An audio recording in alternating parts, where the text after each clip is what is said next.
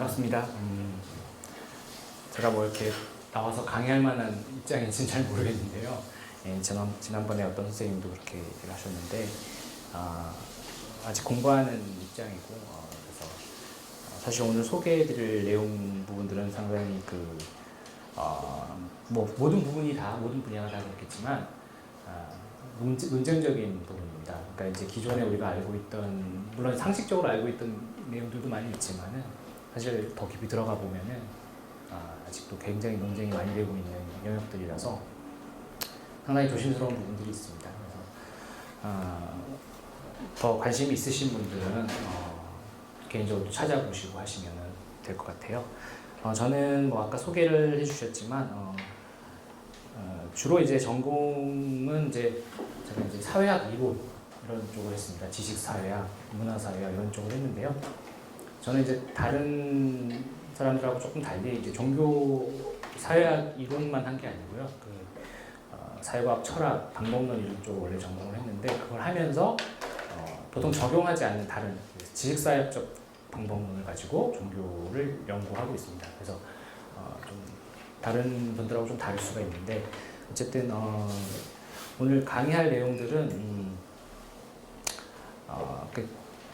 많이 들어보셨던, 익히 아시는 내용일 수 있습니다. 네. 그럼에도 불구하고 좀 깊이 있는 얘기들을 할 수도 있었으면 좋겠어요. 시간이 될지는 잘 모르겠는데 제가 그냥 이렇게 강의안을 굉장히 소위 이제 우리가 시체말로 빡세게 준비한 거는 사실 더 빡세게 할까 하다가 너무 부담스러워질 것 같아갖고 못했는데 한 거는 뭔가 이렇게 도움이 되는, 정말 이렇게 찾아볼 수 있고 이렇게 나중에 또 관심 있으신 분들 이렇게 도움이 될 수 있게 하기 위해서 그렇게 준비를 해봤습니다.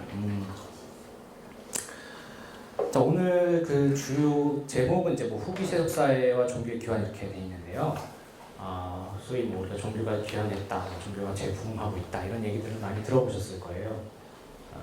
이제 그거 얘기하기 앞서서 우리가 기본적으로 보면 후기 세속이 아닌 그럼 세속사회라는 것이 무엇인가 라고 하는 문제를 다뤄봐야 될 것 같아요. 그래서 오늘 강의의 내용은요, 크게 이제 세 부분 정도로 구성될 건데요.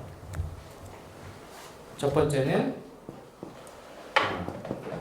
세속화란 무엇인가 이거죠.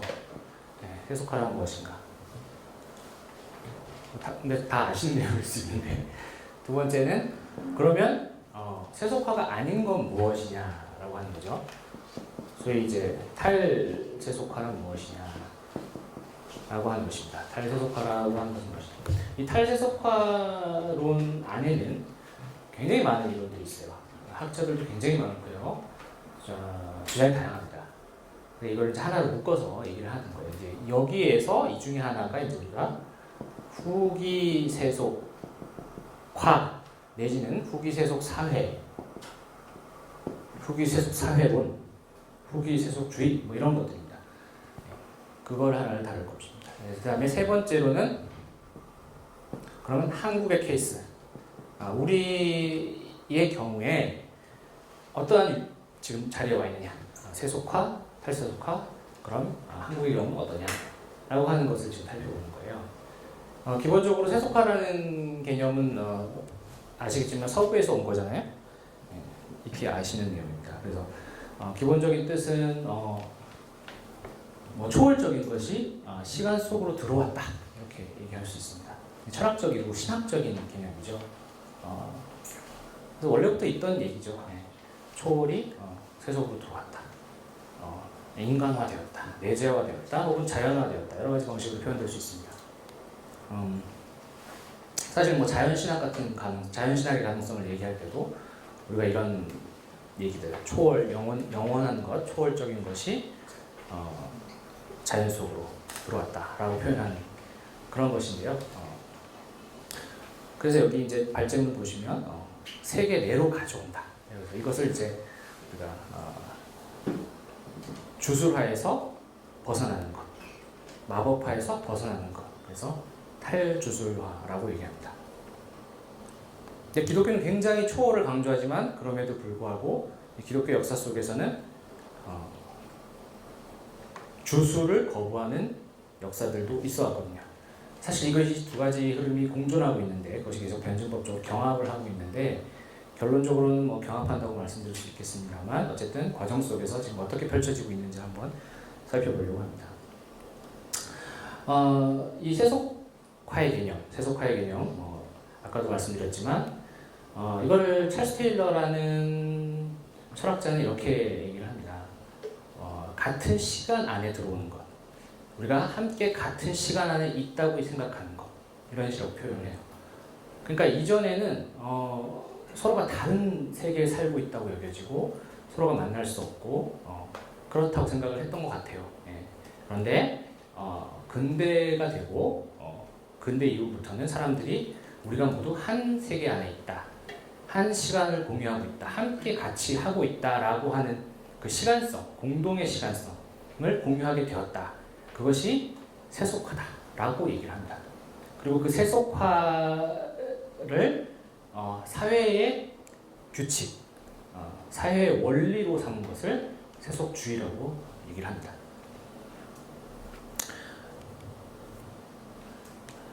자, 좀 더 종교사역적인 얘기를 하죠. 이제 철학적인 얘기를 벗어나서 종교사역적으로는 여기 써놨는데요. 종교가 사회생활의 다양한 영역에서 그 영향력을 상실해가는 과정이다 하고 굉장히 이제 광범위하게 광의의 개념으로 지금 설명을 해놨습니다. 이제 앤서니 기든스의 정의인데요.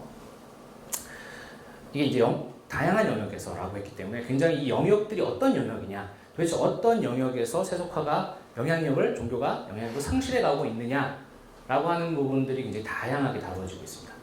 그 다음에 그 영향력을 상실해가는 거죠. 그럼 이 영향력이라는 무엇이에요? 권력이냐? 사회적, 제도적 권력이냐? 아니면은 뭐 종교적 권위냐? 이렇게 보는 거죠. 그래서 이거에 대한 이제 해석의 차이가 있는 겁니다. 근데 보통은 이제 그 권위의 상실로 지금은 보고 있습니다. 종교적 권위의 상실, 사회 속에서 종교적 권위의 상실, 이렇게 해서 좀 약간 좁은 의미로 보고 있는데 넓은 의미로 보면 모든 차원에서 종교적인 것이 없어지는 것이라고 할 수 있습니다. 그래서 고전적인 세속화론에서는 종교 소멸론 내지는 종교 쇠퇴론을 얘기하거든요. 종교가 없어진다는 거죠, 나중에는 궁극적으로. 이거는 뭐 계몽주의에서 주장을 했던 거죠. 계몽주의의 발생과 더불어서 종교가 그런 취급을 받았던 것이죠.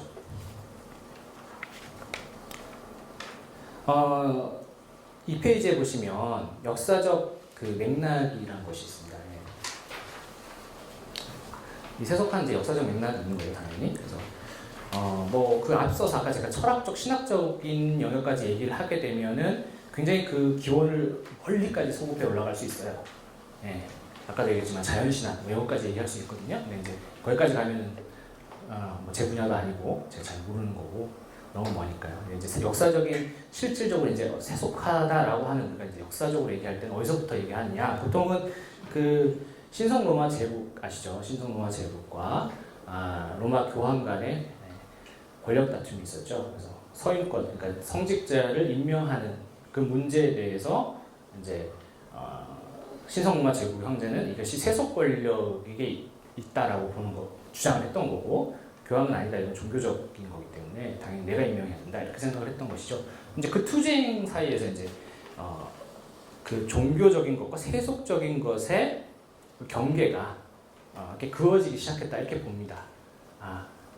그 사건을 이제 계기로 해서 그래서 그 전에는 이제 이것이 명확하게 나눠져 있지 않았죠. 종교적인 것과 세속적인 것이 이제 이렇게 뭉뚱그려져 있었는데 이때부터 이제 이것이 분리되기 시작합니다. 그래서 종교적이지 않은 세속적인 것 이렇게 그다음에 세속 권력이 아닌 어떤 종교적인 것 이렇게 서로가 서로를 규정하는 방식으로 이 선이 경계가 생기기 시작했다라고 봅니다. 그 다음에 이제 프랑스 혁명 이후로 더 가깝게 보면 프랑스 혁명 이후로 그 뭐 계몽주의가 나타나고요. 과학 기술 자본주의가 발전하고 이건 곧 산업화, 시장화라고 얘기할 수 있겠죠. 그래서 이제 생산 양식이 변화되고 사람들이 이제 집에서 뭐 가내수공업하고 아니면 봉건용주에 의해서 이제 그 농사를 짓고 이렇게 하던 방식에서 이제 산업화돼서 이제 공장으로 그다음에 기계로 해서 만들어지고 이렇게 해서 이제 생산 양식이 변하니까 라이프 스타일도 바뀌기 시작했죠. 그 라이프 스타일 바뀌면서 사람들과 사람들 사이의 관계가 변하고 개인의 주체성도 바뀌기 시작했죠. 이제 그런 것들이 이제 개인화를 불러왔고, 이 개인화가 세속화를 더 추동한 측면. 이게 이제 어떤 게 원인이냐 말하기 되게 애매한데, 개인화와 동시에 세속화가 같이 역사적으로 이루어졌다, 이렇게 보게 됩니다. 그리고 이제 보통 이제 계몽주의 얘기할 때 우리가 르네상스 그 앞에 얘기하잖아요. 그래서 이제 르네상스의 우리가 교과서적으로 아마 중학교 때 우리가 아마 배웠을 텐데, 르네상스에 이제 그 두 가지 종류가 있잖아요. 하나는 이제 이탈리아 북부의 르네상스가 있고요, 남부의 르네상스가 있죠. 이탈리아 르네상스는 보통 우리가 인문주의라고, 휴머니즘이라고 하는 형태로 나타났죠. 문화예술 차원에서 나타났다고 보고, 이탈리아 북부의 이제 르네상스는 소위 종교개혁으로 나타났다, 이런 식으로 이제 우리가 많이 공부를 했는데요. 그것이 이제 바로 계몽주의와 종교개혁은 일정한 관계가 있다, 이렇게 보는 겁니다. 그래서 우리가 보통 종교개혁 생각하면 정말 그 종교적인 초월만 강조하는 거라고 보통 생각할 수가 있는데, 아시겠지만, 아시는 분 많이 아시겠지만 칼빈주의나 이런 것에서는 굉장히 이성적인 종교, 이성을 굉장히 강조했다, 이렇게 볼 수 있는데요. 그래서 이제 이 종교 개혁이 역설적이게도 세속화를 추동했다, 이렇게 봅니다. 스티브 브루스라든지 이런 종교 사회학자들은 그렇게 봅니다. 그래서 이제 종교 개혁이 그 탈주술화, 세상의 비신성화를 더욱더 강하게 주동했다라고 봅니다. 개인의 주관적 믿음과 자유로운 선택을 중요시하게 되었죠. 종교개혁에서는. 그러니까 교황의 권위, 종교적 권위가 아닌 거가 그거를 이제 부정하게 되면 뭐가 남죠? 개인의 선택이 남죠. 그래서 이제 개인의 선택으로, 물론 루터가 이제 처음에 그렇게 했지만, 아시다시피 이거는 이제 사실 개인의 선택이 아니라 봉건 영주들의 선택으로 이제 귀결되긴 했지만, 어쨌거나 처음에 주장은 그랬죠. 그래서 이제 개인의 내적 의식의 종교로 발전했다. 개인의 아주 내적 고뇌, 그다음에 아주 그 구원을 향한 아주 고민, 예정설 같은 게 이제 그런 거죠. 그런 어떤 내면의 종교, 내면성을 개발했다라고 하는 겁니다.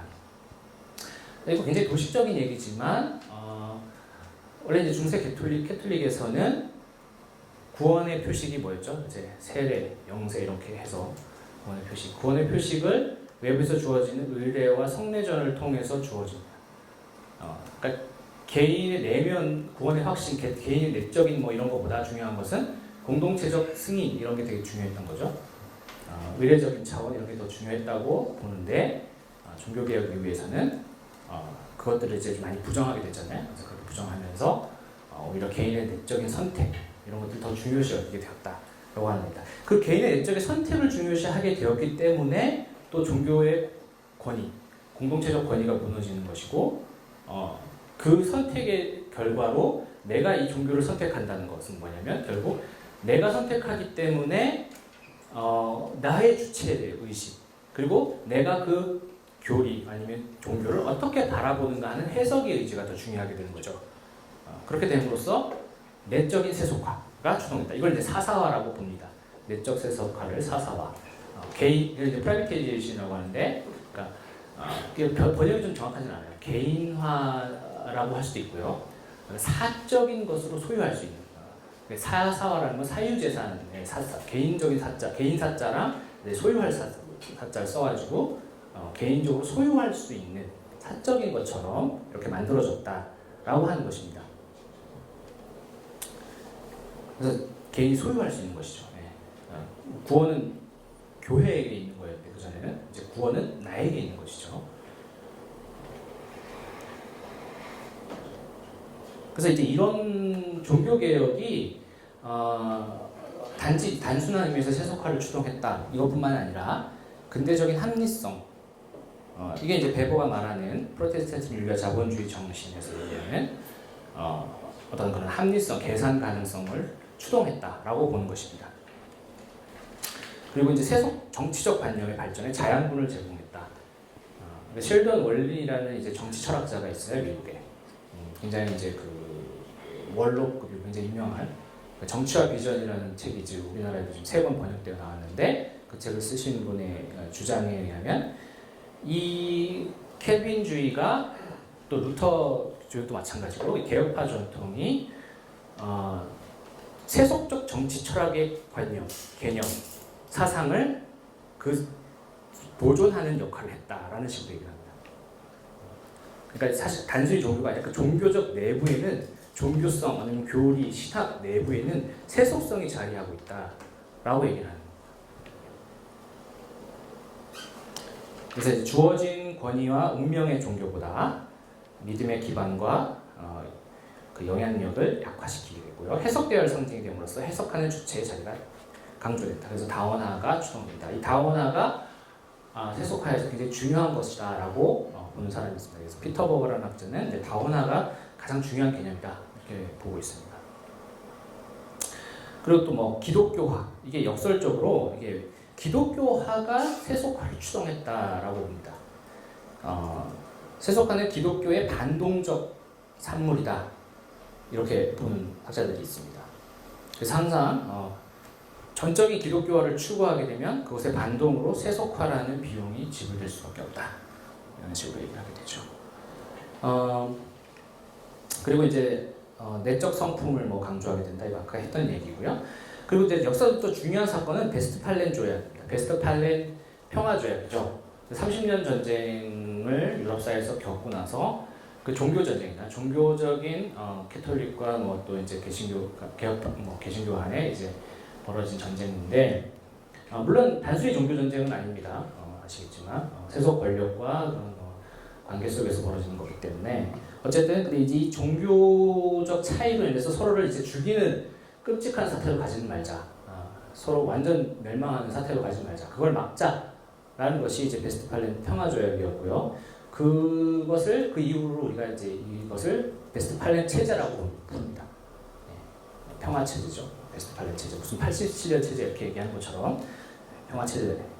교회 재산의 세속 권력으로 이양. 기본적으로 이제 세속화 개념은 교회 재산을 토지를 세속 기관의 권력에게 이양하는 것을 기본적으로 말한다 이렇게 보는데 여기서도 이제 베스트팔렌 조약 이후에 이렇게 교회 재산이 세속 권력 기관으로 이양되고요. 그다음에 탈국교화, 탈국교화. 그러니까 말 그대로 이제 세속 국가와 종교적 권력 사이가 분리가 나타나게 됩니다. 그래서 이제 이것을 우리가 정교 분리라고 하죠. 정교 분리 사실 정확한 의미로는 국교 분리에 더 가깝다고 볼 수 있습니다. 오늘날 이 정교 분리하면 이제 혼란이 오기 때문에 정치와 종교가 과연 분리되는 것이냐 말이면서 우리는 이제 뭐 개신교인들은 그렇지 않다 막 이런 얘기 막 해야 되는데 사실은 여기서 정치는 사실 국가에 가깝습니다. 국가와 종교의 분리, 기본적으로 이체됩니다. 그래서 이것은 이제 종교로부터 세속가와 정치를 보호하는 측면이 있어요.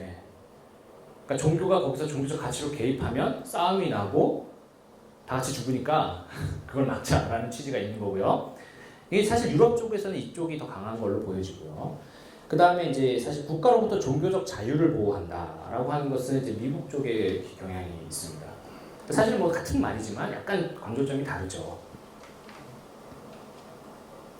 그래서 이제 기존 교황권과 도덕적 규범에 의해 제약받던 개별 국가의 종교적 선택과 국제 정책의 자유를 추구하게 되고요.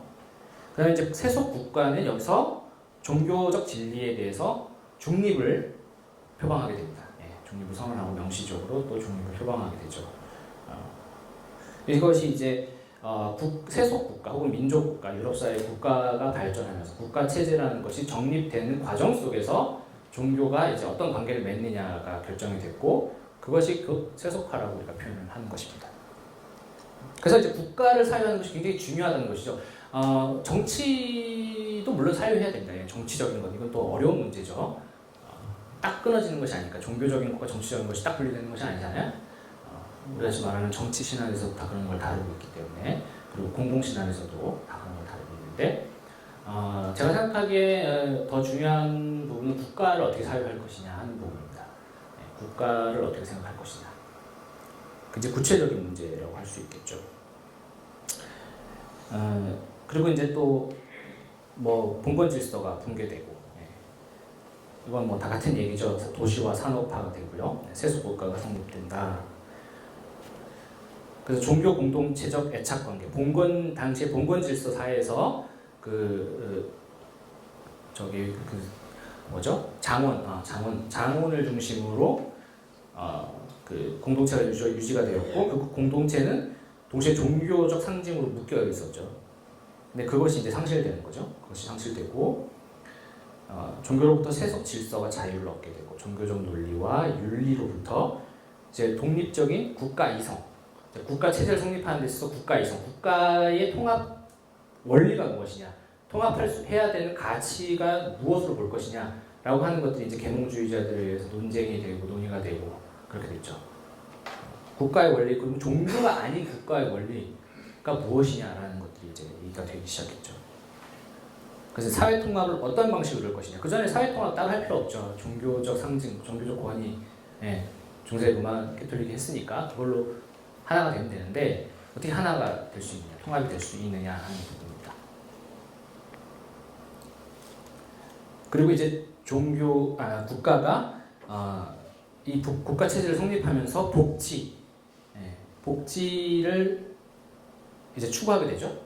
복지를 추구하게 되는데, 이 복지라는, 여기서 말하는 복지라는 것은 사회 연대 이런 개념이고, 이 사회 연대라는 개념을 이제 우리가 이것을 공동사회, 이익사회, 테니스가 했던 구분을 생각하실 수 있는데, 이게 이제 이익사회를 생각하시면 됩니다. 그러니까 이익사회라는 게 무슨 뭐 내가 나쁜 이익을 생각한다 이런 이익사회가 아니고요. 공동사회는 앞에 전통사회를 얘기하는 거고, 이익사회라는 것은 사람들이 뭐 딜캠식으로 얘기하면 기계적으로 자동적으로 연대가 되는 게 아니라 뭔가 그 의미를 가지면서도 거기에 대해서 이제 서로가 서로를 잘 모르지만 연대하는, 서로가 서로 잘 모르지만 서로를 보조하고, 이게 이제 사회 복지 시스템이죠. 이게 뭐 보험 같은 거잖아요. 일종의 이제 그런 식으로 해서 연대체를 이루어가는 방식인데, 그 전에는 뭐냐면 종교적인 의미를 가지고서 이제 서로가 서로를 도와줬죠. 우리 한 형제 자매고 이러면서, 아니면 뭐 하나님의 뜻이니까 이렇게 해서 자연스럽게 이제 그 연대가 결성돼 있는데, 이 국가 체제, 세속 국가 체제에서는 이제 그걸로 할 수 있는 게 아니죠. 그걸로 할 수 없고, 어떻게 이제 서로가 서로를 도와줄 것이냐 하는 문제에 있어서 종교적 가치보다 어떤 다른 원리들이 필요하게 됐던 거예요. 그러니까 이 다른 원리는 뭐냐면 사회 그 자체, 사회를 어떻게 보존할 것이냐 하는 문제예요. 그래서 이제 이것을 이제 이익사회화라고 얘기를 하는데요. 이익사회라는 방식으로, 그러니까 종교적인 원리가 아닌 방식으로 어떻게 서로를 돕고 연대를 할 것이냐, 하나의 사회 체제를 이룰 것이냐 하는 것이죠. 지금 우리가 지금 그런 세계에 살고 있는 거잖아요. 우리가 서로 종교가 다르고 가치관이 다 달라도 뭔가 한국 사회 이렇게 하면 같이 묶여 있는 생각을 하잖아요, 그죠? 그리고 내가 낸 세금이 누군가에 쓰이고 또 나한테도 쓰이고, 누군가 또 낸 세금이 나한테도 쓰이고, 그렇죠. 그러니까 이거는 무슨 종교적 가치를 부여해서 되는 게 아니죠. 그냥 되는 거죠. 그럼에도 우리가 그것에 대해서 뭐 큰 의문을 제기하지 않아요. 그러면서 우리가 하나다, 한 사회를 이루고 있다라는 그 무의식을 가지고 있는 겁니다. 이런 방식으로 이제 이것이 이제 하나의 세속화. 그러니까 세속화라는 차원은 굉장히 깊이 있는 차원이죠. 그냥 단순히 뭐 종교적이지 않다 이런 의미가 아닌 거죠. 그리고 이제 뭐 분화와 합리화 이제 이렇게 되면서 생산 양식이 변화된다는 것은 합리화된다는 거고, 계산 가능해진다는 거고, 이런 것이고요. 이제 또 사실 굉장히 중요한 원리는 분화입니다. 분화. 베버가 얘기했던 분화, 그리고 디르켐이 얘기했던 분화 이런 건데요. 분화. 그러니까 각 영역들이 독립적으로 내적인 자율성을 얻게 된다. 독립적 원리, 종교적 원리가 아닌 다른 자신들만의 내적 원리에 의해서 구축되는 것. 그래서 아브라함 카이퍼가 얘기한 영역 주권 같은 거 비슷하다고 생각하시면 되는데, 아마도 아브라함 카이퍼가 베버의 영향을 받지 않았을까라는 추측을 해보는데요.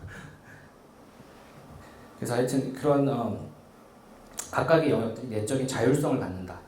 자율성을 갖기 때문에 종교도 그 중에 하나가 되는 거죠. 각 영역 중에 하나가 되는 거예요, 종교가. 그래서 이제 어떤 의미에서는 제도 종교라는 것으로 축소가 되는 거죠.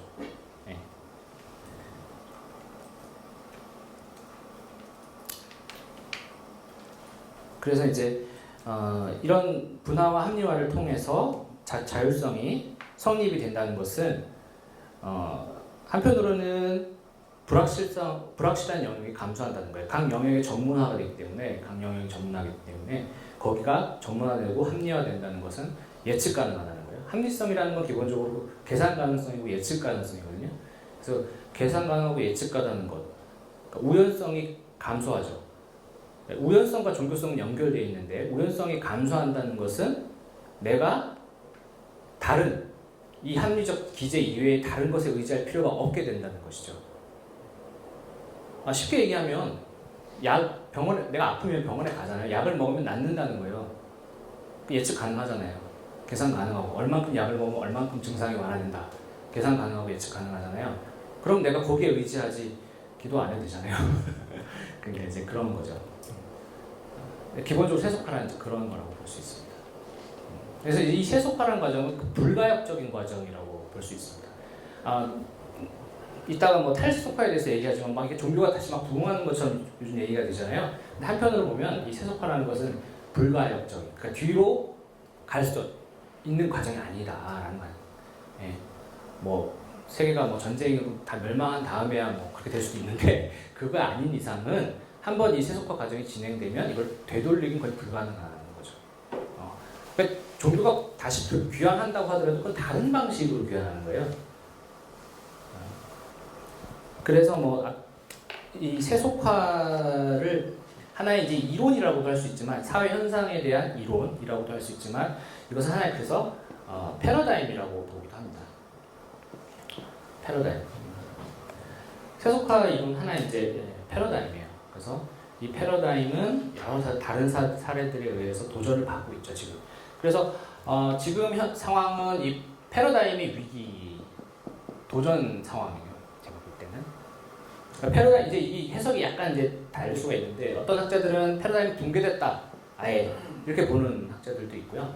한편으로는 붕괴까지는 아니고 좀 도전을 받고 있다, 위기를 겪고 있다 이렇게 보기도 합니다. 뭐 둘 다 뭐 맞는 표현이죠. 정확하게. 그래서 어쨌든 중요한 것은 이 종교에 귀환했을 때 이 탈세속화라고 얘기했을 때 그럼 이전의 세속화를 부정하는 방식은 좀 아니다 그렇게 얘기할 수 있습니다. 완전히 부정할 수는 없습니다. 완전히. 질문이 있는데요. 네.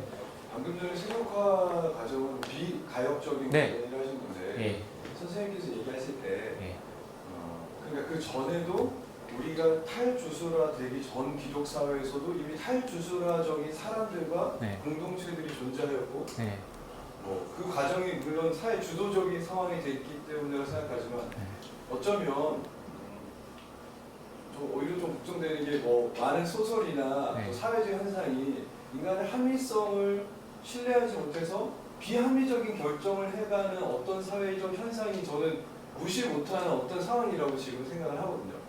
그렇다면 세속화가 진짜 비가역적이다라는 거 얘기할 수 있는 확실한 근거는 어떤 것인가요? 제가 질문을 좀 다시 요약해 질문이 없네요. 그러니까 세속화라는 게 탈주술화 과정이고 인간의 합리성이 사회 주도적인 현상이 되는 것이라 하신다면 이미 그런 현상은 역사 가운데 존재하였고 또 지금도 제가 봤을 때는 인간의 이성보다는 이성 외의 것들을 신뢰하는 종교적 상황과 사회적 상황이 여전히 실존한다고 생각을 하거든요. 근데 우리 교수님께서는 선생님께서는 우리가 더 이상은 세속화는 비가역적이다라고 얘기하시는 그 근거가 확실한 근거가 어떤 것이 좀 궁금해서요. 쉽게 말하면 다시 종교사회가 되지 않는다는 근거가 뭔지. 네. 아까도 얘기했지만 종교사회가 아까도 얘기했지만 우리가 폭망하고 될 수 있는 가능성이 있죠. 그 다음에 그죠. 아무도 없는 상황에서 그러니까 뭔가 전통이 답습되지 않는 상황에서는 그럴 수 있는데 또 하나는 기본적으로 지금 이거 근대화의 맥락에서 보는 거예요. 지금 그죠? 그러니까 역사 이후의 근대. 그러니까 사실 뭐 그 전에 제가 뭐 근대 이전에 뭐 어땠는지 뭐 전근대 사회를 모두 포괄해서 얘기하기 굉장히 어렵죠. 그거는 상상력을 막 펼쳐야 되는데 그건 못하는데 어쨌든 그 기본적으로 근대화 과정 안에서는 우리가 근대를 받아들인다면 그 근대화 과정 속에 하나의 요소인 세속화. 세속화가 오히려 하위 범주입니다. 그러니까 근대화 혹은 이제 근대성, 모더니티라고 하는 것에 여러 차원이 있어요. 이건 이제 요즘에 다층적 근대화라고 모더니티라고 얘기하는데 이게 전에는 이제 이걸 단일한 걸로 봤어요. 하나의 과정. 그리고 단선적인 과정이고 진보적인 역사관으로 인해서 계속 이제 역사가 발전할수록 근대화가 될수록 세속화도 많아지고 세속화가 커지고 세속화가 커진다는 거는 종교가 없어진다. 이런 식의 이제 이게 단선적인 과정이었다고 생각을 했는데 이제 요즘엔 그건 아니고요. 그건 아니고 이건 이제 복잡한 양상을 띠는데 어쨌든 이 세속화 한번 우리가 근대를 받아들이기 시작하면 그 근대를 받아들이는 건 뭐냐면 종교적인 것과 아니면 종교적이지 않은 것, 사회적인 걸 수도 있고 그 영역이 분리가 되는 거예요. 그러니까 이게 한 번 분리가 우리가 개념 속에서도 분리가 될 거예요. 실제적으로도 분리가 되지만 한 번 분리가 되면 이걸 합치려면 이미 이 분리된 상황을 이해하고 합쳐야 되는 거예요. 여러분 이런 것도 생각할 수 있어요. 영적이다라는 말 있잖아요. 영적이다. 그러면은 옛날에 영적이다는 말하고 지금 영적이라는 말하고 같을까요? 아니죠. 지금 영적이라는 말을 쓴다는 거는 영적이지 않은 무엇들과의 관계 속에서 우리가 영적이라는 말을 쓰는데 이 옛날 예를 들면 바울 시대의 영적이라는 말을 이해하려면 지금에 있는 이 분리를 이해해야 거기에 다시 적용해 볼 수가 있어요. 그러니까 마치 그런 것처럼 이 근대성이라는 거 한번 우리가 받아들이면 될 수 없다. 아주 비근한 사례로 그냥 우리를 생각을 하면 돼요. 우리가 여기서 완전히 종교적인 걸 추구한다라고 한번 생각해 봅시다. 그게 뭘까요? 상상이 잘 안 될 거예요. 제가 생각할 때는 아예 애초에 완전히 종교적인 거, 세속적인 걸 거부한다. 혹은 근대적인 걸 거부한다는 건 애초에 상상이 불가능해요. 이미 우리에게 주어진 조건이에요. 이건 하나의 이제 이걸 언어학적 전해라고 표현하는데 이걸 언어적으로 우리가 이미 이것에 빠져 있어요. 그래서 이제 저는 그렇게 생각을 하는 거고 제 생각은 아니죠. 이건 학자들의 생각이니까. 그러니까 그런 식으로 한번 그래서 이제 세속화 개념을 좀 더 자세하게 볼 거예요. 이 세속화 개념이 굉장히 논쟁적이에요. 자, 다시 좀 아까 그 질문은 굉장히 좋은 질문인데 제가 계속 마음에 담아두고 있을게요. 강의를 진행하면서 혹시 그때도 이해가 안 되시면 한 번 더. 완전히 이해됐습니다. 네. 감사합니다. 그래서 어디까지 했죠? 그래서 그리고 이 세속화가 사실은 그냥 세속적 엘리트의 증가다라고 보는 사람도 있습니다. 네. 엘리트, 국가 엘리트죠. 사회나 국가의 엘리트가 종교적이지 않은 사람들로 채워진 거예요. 그러니까 당연히 국가가 그런 식으로 흘러가는 거고 엘리트가 말하는 게 진실이 되는 거고 진리가 되는 거죠. 그걸 받아들이게 된다. 이렇게 볼 수도 있습니다. 그래서 아까 단일 근대성 얘기했는데 이걸 이제 보통 발전 이론이라고 합니다. 발전 이론. 세계가 진보하고 발전한다 계속 이렇게 보는 거고요. 그리고 표준적이고 통일한다라고 보는 거죠. 근데 사실은 이제 자본주의가 아주 가장 근대성이 모더니티의 가장 중요한 성격을 규정할 수 있는 것은 자본주의라고 할 수 있는데 그 자본주의 아까 얘기했죠. 생산 양식이 변화하고 그러면 생산 양식에 따라 우리의 삶 라이프 스타일도 변화하고 당연히 우리의 정신도 변화하고 관념도 변화하고 그렇게 되는 거죠. 이제 그런 그 자본주의 상태에서는 모든 것이 표준화된다, 상품화된다 이런 거 다 얘기할 수 있죠. 그래서 이 세속화 개념 안에는 아까도 상품화, 시장화 이런 게 다 들어있어요. 그래서 이걸 다 분석적으로 하나하나 다 찢어서 봤을 때 아주 복잡한 논의가 되는 거죠. 그리고 계몽주의는 이제 종교에서 이성과 공공성을 퇴출시켜버렸다. 그러니까 공적인 영역에 나서지 말아라 이렇게 되는 거고 아까 베스트팔렌 체제에서처럼 종교는 오히려 식민사회 평화를 해치는 걸로 간주가 되었죠. 그래서 종교가 철저하게 개인적인, 사적인, 내면적인 종교가 되게 되었고 그러니까 공적인 것에 대해서 말할 수 없는 것이 되죠. 공적인 영역을 잃어버리게 되죠. 잃어버리게 되니까 이제 종교성마저 심취되고 그러니까 공적인 영역을 사실 많은 종교들이 공적인 것에 대한 자기 이해를 갖고 있습니다. 공적인 것에 대한 없는 종교도 있어요 물론. 근데 많은 종교들은 갖고 있어요. 그리고 없었더라도 점차 생겨요. 신종교 최근의 연구들을 보면 처음에 그냥 교주가 이렇게 만들어갖고 생겼다고 하더라도 거기는 자기 개인 구원 이런 거밖에 없죠. 근데 처음에는 근데 이게 점점 생겨요. 공적 이해. 그러니까 사회적인 교리, 사회 교리 같은 거, 사회 윤리 이런 게 막 생기거든요. 나중에 그걸 만들어내요. 그것처럼 당연히 개신교는 가지고 있죠. 기독교 전통 당연히 이걸 공적인 자기 이해를 갖고 있습니다. 이 공적인 자기 이해를 갖고 있기 때문에 공적인 영역을 잃어버렸다 할지라도 계속 그쪽으로 추동하려고 하는 거 있어요. 그 갈등이 부셔지죠. 나는 공적인 목소리를 내고 싶은데 사회는 못하게 하고 이게 갈등이 발생합니다. 그래서 이제 공론장에서는 이제 사회에서는 이제 종교적 정체성을 억압하고 이 세속화의 가장 대표적인 게 이제 프랑스 같은 경우에 히잡 같은 걸 이제 이슬람의 히잡 같은 것을 쓰지 못하게 한다든지 교사가 공적인 영역 자리에서 쓰지 못하게 한다든지 이런 게 있잖아요. 이제 이게 바로 종교적 정체성을 억압하는 방식으로 나타나는 겁니다.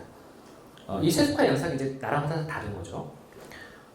그래서 공적 사회적 영향력이 상실되고 사회 통합의 힘을 상실합니다. 그래서 하나의 단일한 성스러운 덮개가 있었다라고 이제 피터 버거가 표현을 합니다. 이게 천개라고 세이크리드 캐노피라 그래서 하나의 단일한 성스러운 지붕이 이 우주를 다 덮고 있는 거예요. 이게 하나의 세계관 우주관인데 이 우리를 다 덮고 있어요. 그래서 그 안에서 우리는 하나죠. 근데 이제 이게 무너지는 거예요. 분화가 됐다고 했죠. 분화가 되게 중요해요. 분화가 됨으로써 그러면 이 성스러운 덮개들이 여러 개 생기는 거예요. 베버가 얘기한 가치의 다신교입니다. 영역이 여러 개 생기고 그래서 각각의 그 영역들을 피터 버거는 이제 설득력 구조라고 얘기를 합니다.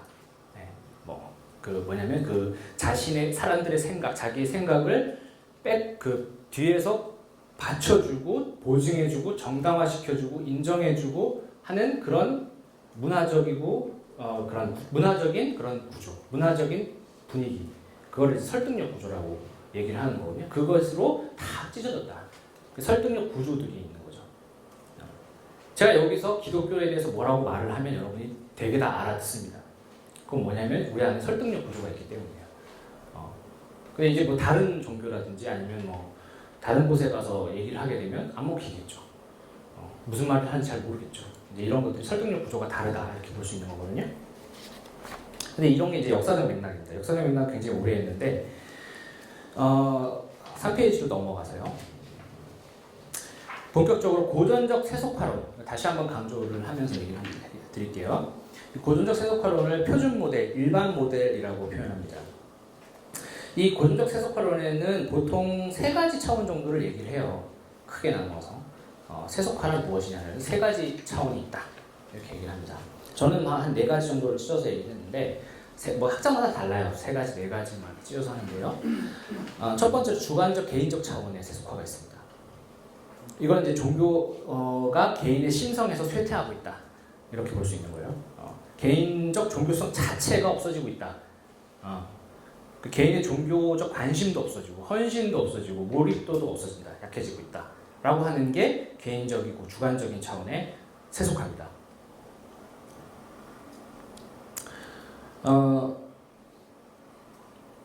이거를 사사화라고 해요. 그러니까 세속화에는 한 차원이 사사화가 있습니다. 개인화, 사사화. 또 하나는 이제 사회적 제도적 차원으로 얘기할 수 있어요. 아까 분화를 얘기했는데 여기 지금 차원이란 말이 두 번 들어갔는데 잘못된 거고요. 기능적 분화.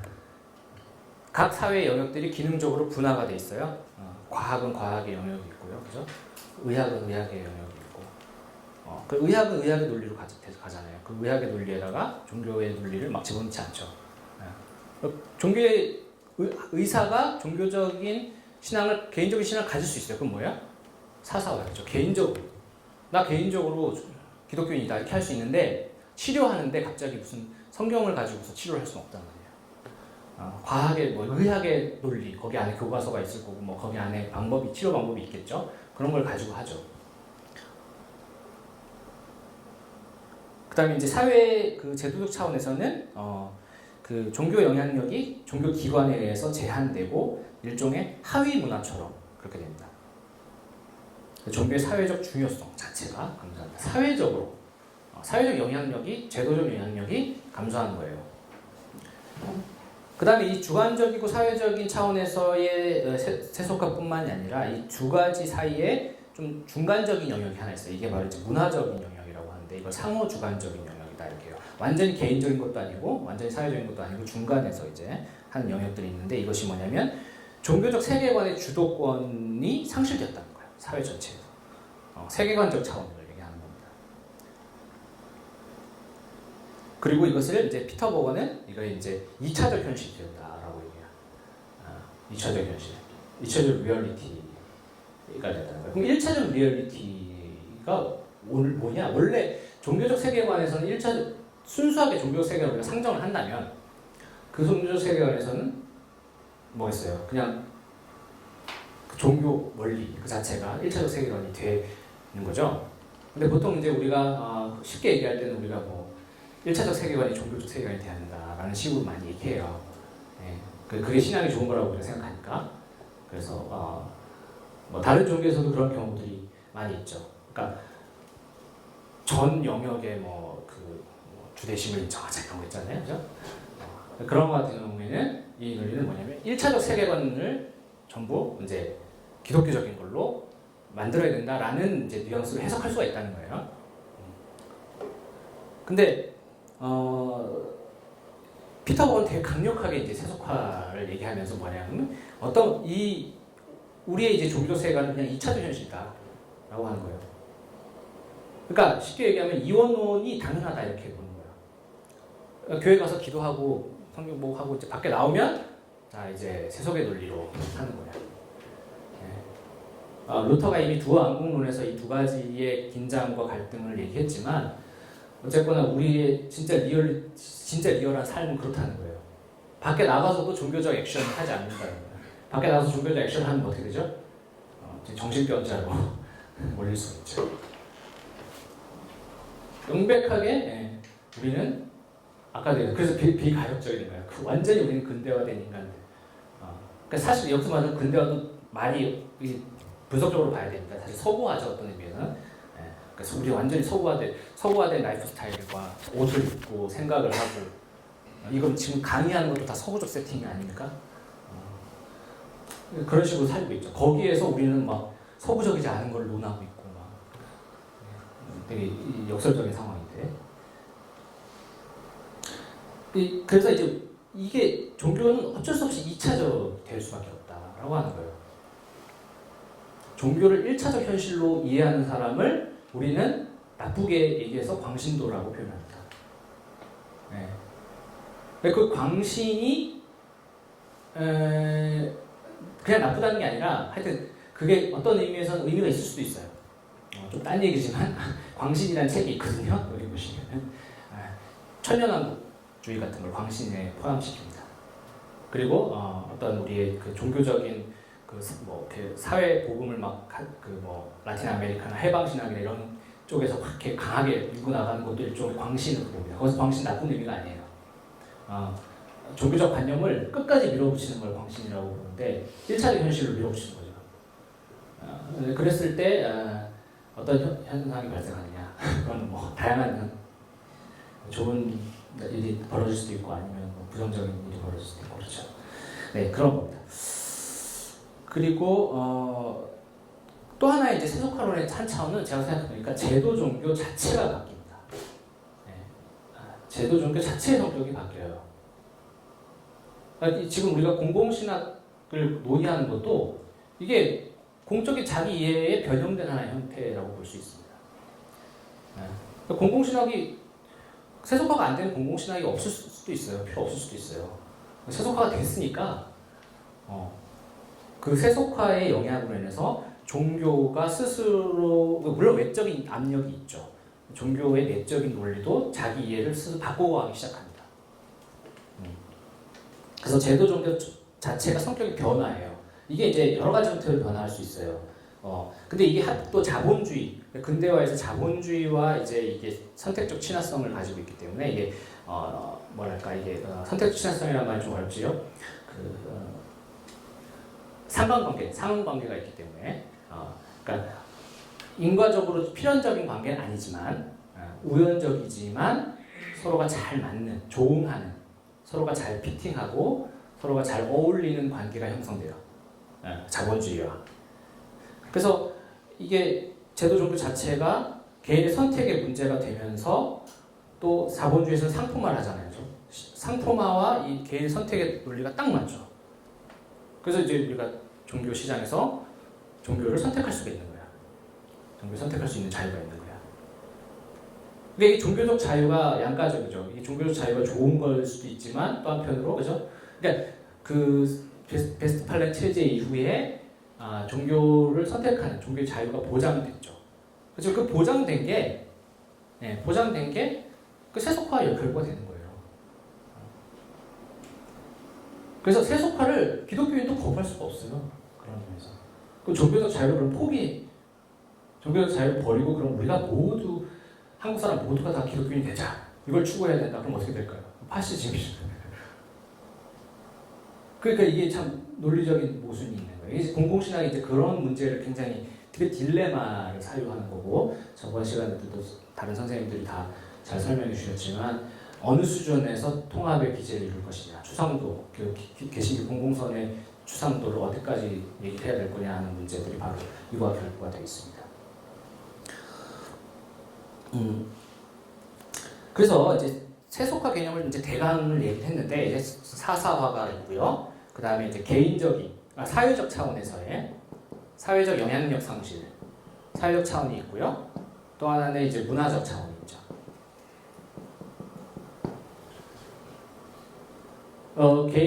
근데 지금 이 탈세속화로 이제 나중에 나가면은 대체로 이제 이것만 받아들입니다. 근데 이제 이것도 해석이 갈려요. 그래서 이것도 기각시키는 사람들이 있는데 어쨌든 이 세속화의 개념을 여러 가지로 얘기하고 이 중에서 선택적으로 어떤 거는 말이 되고 어떤 건 아니다. 어떤 건 한국 상황에서 맞고 어떤 건 안 맞다 이렇게 얘기를 하게 되는 거예요. 여러분들이 한번 이제 깊이 있게 생각을 해보시면 한국은 어떨까 아니면 뭐 그죠? 우리 세계는 어떨까 이렇게 생각해 볼 수가 있습니다. 그래서 이제 한 가지 더 말씀을 드리면 그래서 세속화 개념에 대해서 보통 교회에서 쓸 때 오해가 하나 뭐냐면 이 세속화를 그냥 비기독교화로 봅니다. 비기독교화. 이 용법으로 많이 써요. 근데 이게 아니라는 게 부분적으로.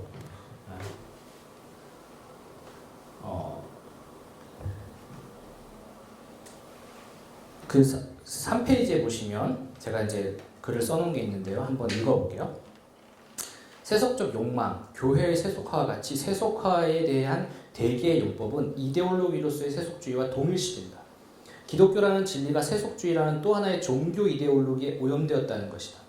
교회에서 세속화되었다, 세상적이 되었다는 말은 기독교의 입장에서 어떤 오염되었다라는 것을 막 한탄하는 그런 의미라는 겁니다.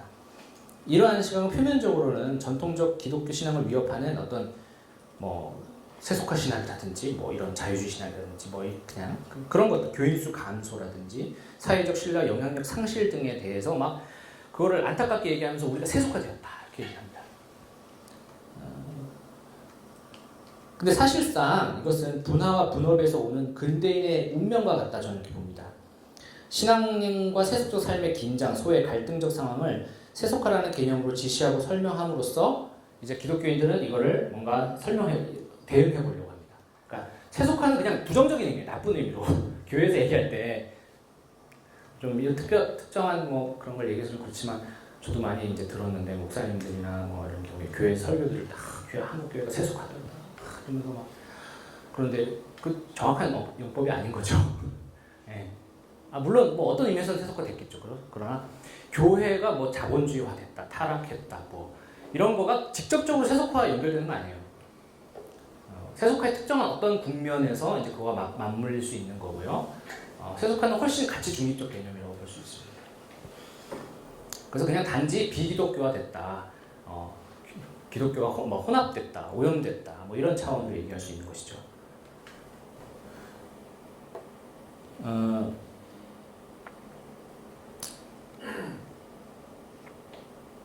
그래서 이제 그 3페이지 또 맨 마지막 줄 밑에서 세 번째 줄 보시면 오늘날 우리가 처한 근대적 조건인 세속성은 부인하기 어렵다. 찰스 테일러에 의하면 세속적이라는 말이 갖는 시간적 의미는 아득히 먼 그때를 회상하지 않으며 본보기가 되는 어떠한 과거의 시간, 그래서 영원히 기념할 만한 불변의 시간이라는 관념을 떠올리지 않는다는 것을 의미한다. 그리고 지금 이 시간에 같이 우리가 있다. 동시성. 우리가 여기 지금 같이 함께하고 있다라는 관념이 지배적인 걸 말하는 거예요. 세속적이라는 말이 갖는 시간적 의미는 이 시대라는 의미, 범속한 시대에 속한다는 의미를 갖는 것이다. 그래서 세속적이라는 말은 기원의 시간이 아닌 평범한 시간의 의미를 갖게 되었다.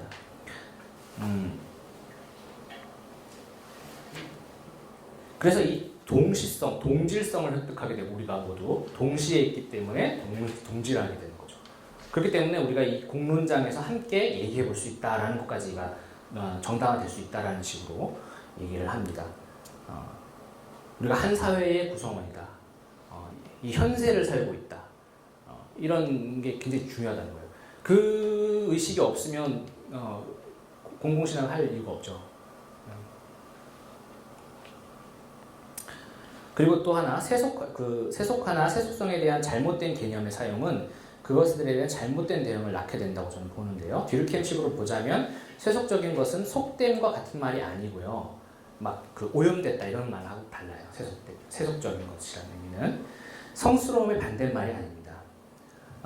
듀르켐에 따르면 성스러움은 속됨과 짝을 이루는 것이다. 성속은 세속적인 것 어디에나 있습니다. 그러니까 세속성 안에는 성스러움과 속됨이 다 같이 있는 거예요. 이 세속성 자체가 다 그냥 속되다라고 말할 수는 없는 거라는 거죠. 그래서 마치 신이 세상 속 언제 어디에서나 임재하듯이 세속화 속에서도 초월의 논리는 다른 방식으로 작동하는 거예요. 그러니까 물론 이제 고전적인 의미에서의 세속화라는 건 초월을 마치 내쫓은 것처럼 얘기를 하지만 다시 귀환한다고 하는 것입니다. 그래서 이제 좀 쉬었다가 다음 이제 어떻게 그럼 종교가 귀환한다고 하는 것이냐라는 것을 말씀을 드릴게요. 한 5분씩 내는